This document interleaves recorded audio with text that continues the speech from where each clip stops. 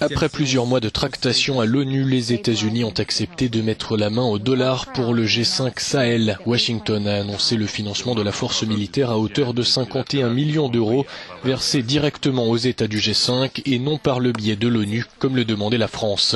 La force militaire du G5 Sahel a été créée en juillet en réponse au terrorisme et au crime organisé qui gangrènent les États membres, Mauritanie, Mali, Burkina Faso, Niger et Tchad.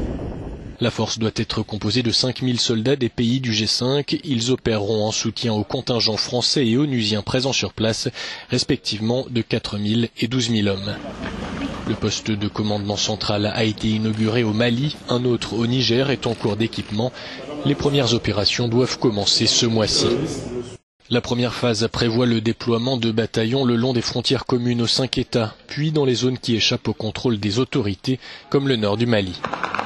La communauté internationale veut agir vite, redoutant notamment l'arrivée de nombreux djihadistes fuyant le Moyen-Orient, dans une région qui est devenue un foyer d'organisation extrémiste.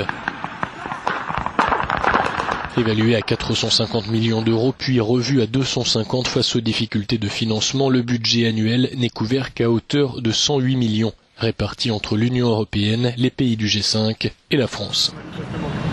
Un volet parallèle nommé Alliance pour le Sahel doit s'attaquer à la question du sous-développement dans cette région, considérée comme l'un des principaux terreaux des djihadistes.